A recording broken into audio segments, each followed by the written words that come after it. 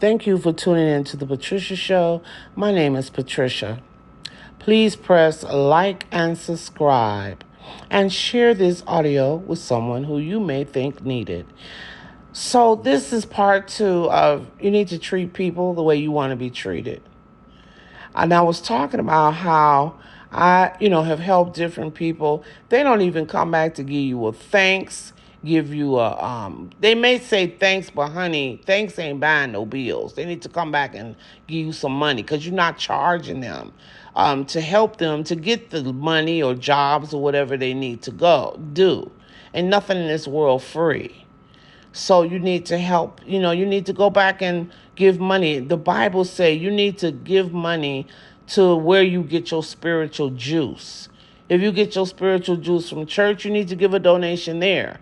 But if you have a person that's helping you to get a job or get money or spiritual uplift you or teaching you spiritual stuff, hey, you need to give them money too.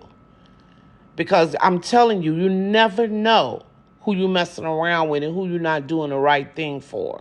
And what go around always come back to you. That's a fact, Jack. So let me tell you this story. My mother told me this when I was younger, right? This lady, they had met this holy man. The man was very holy, very close to God. Everybody was so excited. So this one lady, she asked him, "Oh, can you come to my house for dinner? I'm going to cook you baked bread and a beautiful meal." He said, "Okay, I will be there. What time?" She said, 4 o'clock. He said, "Okay, I will be there at 4 sharp." The lady cooked all day long. She was baking bread, made a baked chicken, macaroni and cheese, candy yams. I mean, she was cooking a throwdown meal. Collard greens. Oh, a lot of good food. You hear me? A minute to 4 came, and she started taking off her apron, getting herself ready because he would be there. 4 o'clock, the doorbell rang. It was a homeless man at the door. He said, "Can I please just have a piece of bread?" She said, "No, get on out of here. I got somebody coming important." He said, "Please, miss, just give me a piece of bread." "No," she said. "Get on out of here. Get on out of here. You just smelling up our house and everything. I could smell you. I'm not giving you no bread. Go on and go. I got a holy man coming to my house." The homeless man left. The lady sat and waited and sat and waited, and the holy man never came. So the next day, she seen him, the holy man, at the church or wherever they go. And she says, "Hey, I had cooked this beautiful meal for you, and you didn't even call and tell me you couldn't even come. You didn't even show up." He said, "Oh, but miss, I did." He said, "I told you I was coming at 4 o'clock sharp. I was there 4 o'clock sharp. You put me out." She said, "What you talking about? You ain't came to my house." He said, "Yes, I did."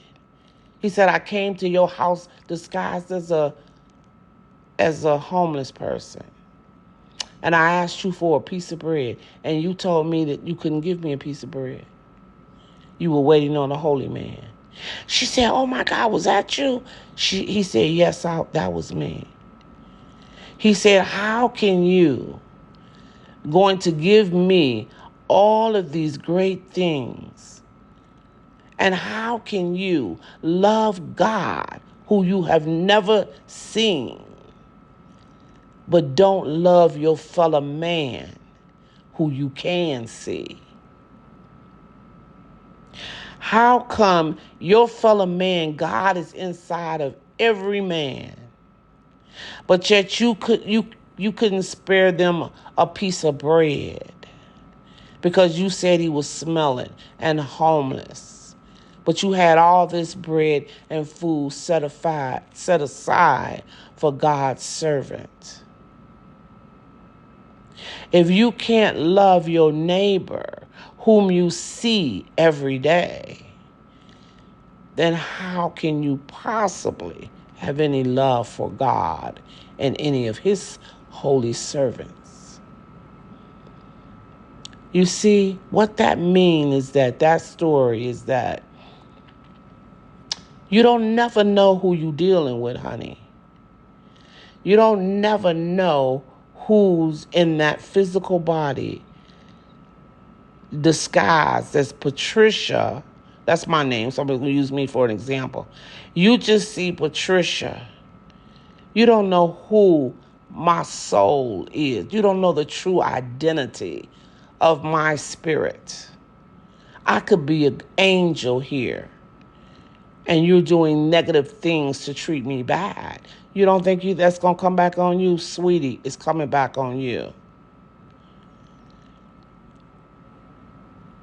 So you don't know who you're dealing with each and every day. You can't see these people their authentic self. You're only seeing the shell of the body, who they are in this lifetime. This lady, Betty Eaton, she wrote a book back in the day called Embraced by the Light. She had been dead for several hours, and she told what happens after you die. And she said that when she crossed over the light, Jesus was there, and he took her around and showed her different laws and different things like that. And so there was a homeless man in the alley, and his friend had to pass by the alley every day. His friend was a lawyer. His office was right there, so he had to pass every day to see the homeless man. So she said that she told Jesus, "Oh, look at that man. That's a waste of life." And Jesus said, "No life is wasted. That's a great soul there. He is a great soul." The lawyer is his friend. He agreed to come to this lifetime with his friend, the lawyer, so that every time the lawyer passed the alley, he would see the homeless man, and it would make him remember who he really was. So in other words, you understand that the friend agreed to come to earth as a homeless person for his friend, so that when his friend reached prosperity and success, he would pass him in the alley every day and remember where he came from. You see? But Betty Eaton, she just thought it was a drunken soul, a drunken homeless person. You don't see a person's authentic self. You can't see a person's authentic self. All you're seeing is the physical body that they came here in. You don't know who the hell you're dealing with. The same person that you turn your back on, that needs your help, that was your friend, could have been an angel in the spirit. When you do something to highly evolved spiritual peoples, you are going to get it back. I guarantee you that. You're going to get it back. If they bless you and you can't bless them back, I guarantee you your blessing going to come to an end. If you don't believe me, just keep doing what you're doing and watch and see. Because that's the way life works. You don't know who you are dealing with because you can't see anybody's authentic self. Your authentic self is underneath this costume, which is this physical body. We put on this physical body because we cannot come into the earth atmosphere without it. You have to have a physical body in order to exist in this physical world. So who I really am, my authentic self, is underneath this physical body, which is my spirit, my soul. You can't see it. When I leave this earth and I shed that body, I become my authentic self. I could be a divine being. I could be an angel. I could be Jesus Christ. You don't know who I am because you can't see it. So you need to treat every person that you meet as something special, something divine. And if they prove to be different, then hey, you treat them like they showing you who they are. But you don't know. Let me tell you something. The world that we live in now, this is such a narcissistic society. In the beginning of time, our earth shattered down, meaning that the spirituality, like it says in a book, like the Garden of Evil, Garden of Eden. It speaks about the apple and the snake. Child, you know that ain't true. This apple and the snake. But the thing is that people back during that day in Lamar's time, some people call it Lemur, some people call it Muir, M-U. But in that civilization, that was the first civilization where we as humanity had 2 legs and 2 feet. I'm sorry, 2 legs and 2 arms. Because we used to have 4 legs, 4 arms. When God created this physical body, we came through a lot before we actually had the 2 legs and 2 feet. So that civilization was when we first incarnated on this earth. And we were able to come in and out of our spirit, of our body at will. And people who were highly spiritual beings, let's say like angels, they were able to come and just communicate with us. Or if your grandfather died or something, you would just still be able to communicate with your grandfather. You understand? There was no division, no wall. There was no dimension that was stopping me from talking to my long dead auntie. I could still communicate with her. So what happened is time happened and we were very spiritual.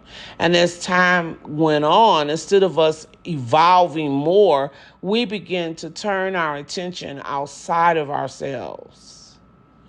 When you turn your attention outside of yourselves, that's not your true what you should do. Your attention should always be inside. So we start focus our attention outside of ourselves. When we begin to focus our attention outside of ourselves, we became selfish. And when you become selfish, you automatically cutting off yourself, your connection with your mighty I am presence. And that is what's here now. You people here you are so selfish until you're narcissistic selfish. I have a friend who I love to death, but when I talk to him, the whole conversation is about him. If I say anything about myself, oh, he's tired, gotta go, I'm sleepy, can't talk. But I have to hold the whole conversation, hours and hours, about him. People are narcissistic. I've heard this lady say to me, I've heard several people say this to me. When their loved one died, they'll say, well, how could he do this to me? Are you insane? Ain't nobody died to get back at you or something. He didn't even think about me. He just died and didn't even think about me. How crazy do that sound, people?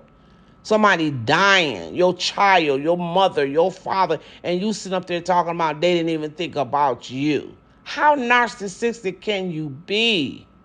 Somebody helps you get money, help you win the lottery, help you get a job, and you don't even come back to give them anything. How narcissistic can you be? I had this girl one time, I used to give psychic readings. I'm going to tell you, I used to give psychic readings, okay? My readings were expensive because, honey, and I had very powerful clients. And so this girl used to work for me. So she used to always call, like, wanting me to tell her stuff. I never did read anything. I just tell her, what was ever came up because you ain't paying me. Everybody wants stuff free. You're so selfish. You just want stuff free. So, I'm going to have to, because I only have 15 minutes to record these shows. So this 15 minutes is up, darling. So I'm going to have to make a part 3.